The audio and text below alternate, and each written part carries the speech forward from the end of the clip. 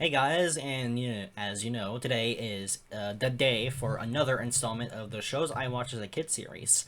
This time, we're returning to the Nick Jr. corner, so let's see what's in store for us. But before we get into all that, be sure to like and subscribe, share it with your friends, check out my posts on Tropo, check out my DeviantArt, and check out my Twitter. All the links are in the description.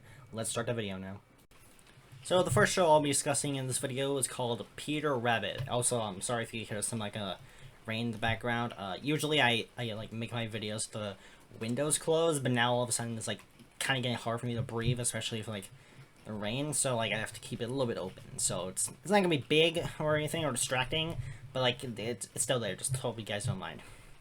So back in the early 1900s, Miss Beatrix Potter from England created the Tale of Peter Rabbit book series.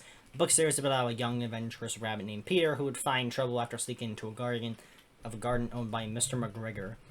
The show adapts the book series as a sort of spin-off to it, added characters and remodified personalities, sort of. The three main characters we, of course, have the iconic Peter Rabbit. We have the adventurous leader Benjamin Bunny, the cowardly cousin of the Peter. Like, he used to be like one who was braver than Peter, and he was older, but now he's like younger and like more cowardly. That's like that took a complete 180 to be honest. And we also have the new character Lily Bobtail, who was just like a girl. Yeah, I like Lily. She's a good character. All the other characters are mostly just characters from the book series, so just read the books to find out what they are like, because they are virtually the same in the show than they are in the books, except Benjamin's dad, dear God. The show focuses on Peter, Lily, and Benjamin going on adventures in a forest and learn how to problem solve, learn how to problem solve. They learn interpersonal skills, resilience, and positive reframing. At least that's what it says on Wikipedia. The crazy thing about this is that there's no animal police force in the forest, so basically everyone has to like fend for themselves or try not to be eaten. Kind of adds like a whole new perspective to the show when you think about it. For its time, the show actually had like some pretty nice animation, like the scenery and landscapes looking pretty nice in my opinion. But like my favorite aspect of Peter Rabbit is the music. In most of the episodes, whenever some action or chase sequences, I can't say sequences, would occur, a song called Run, Rabbit, Run would play. It's actually kind of a bop, and there's a few different versions of it depending on the situation in the episode. Fun fact, the first episode of Peter Rabbit actually came out on my birthday in 2012, so I think I was 5 at the time. Not much else to say about Peter Rabbit, but it's still pretty good. Peter Rabbit gets a 5 out of 5. Up next is the show Wally Kazam. So basically, Wally Kazam was a show about this troll boy named Wally who can create objects out of the words he can expel out of a stick. So like a stick can make the word bush, and a bush will appear. The characters are all like basically just talking like anthropomorphic fictional creatures. Well, they are already. So like for example, there was this goblin troublemaker named Bob Goblin. It's like Hobgoblin, but Bob.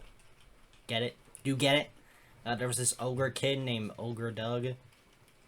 Yeah, there's this grumpy old swamp monster named Stan of the Swamp. That's like that's more of a title than a name when you think about it. And Wally also had a pet dragon named Norville who could kind of talk, but it was like still like, it's kind of like how like, it's like how a parrot talks, but like it's like less words. Yeah, not much else to say about Wally Kazam other than I do like the theme song. It's pretty good. Wally Kazam gets a 4 out of 5. The next show in this video is Little Bear. This was a show about the character Little Bear as he goes on adventures with his other animal friends in the forest. There was Little Bear, who was a bear, and then there was Owl, Duck, Cat, and Hen.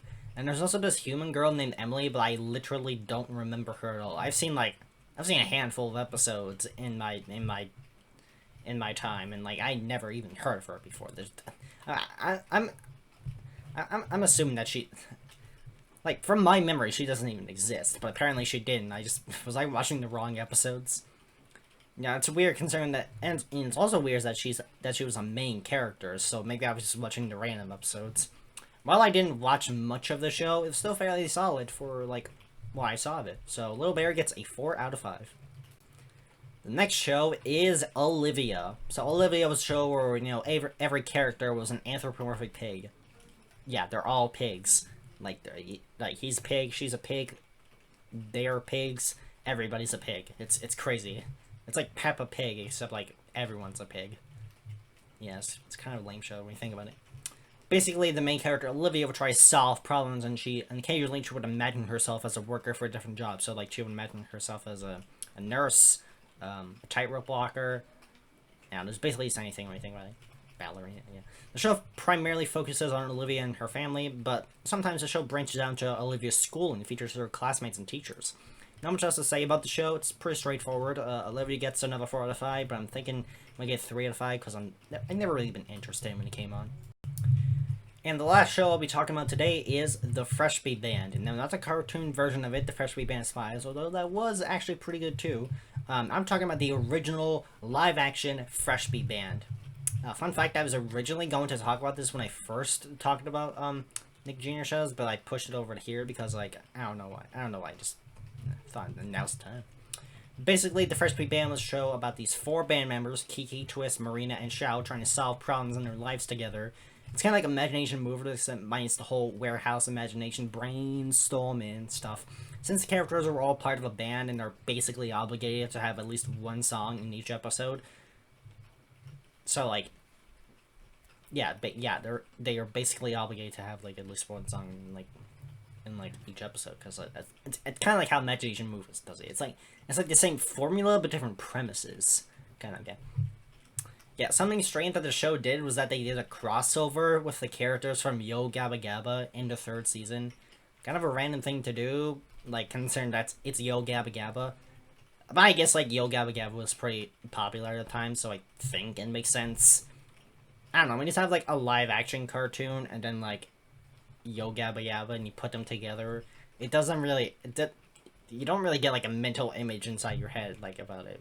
Does anyone even remember when that happened? Did any of you guys watch Nick Jr. or you saw that crossover? Because I think I did, but then again, I don't think I did. But I don't think I didn't, so... I'm confused. Yeah, but the Freshby Band was also one of the few live-action shows on Nick Jr., and there's not really a whole lot of them. So that makes the Freshby Band pretty unique, and it was an awesome show. And it gets a 4 out of 5. But a really high 4 out of 5, because it's a really good show. I recommend it. Also, I recommend Freshby Band Spies. It's good too.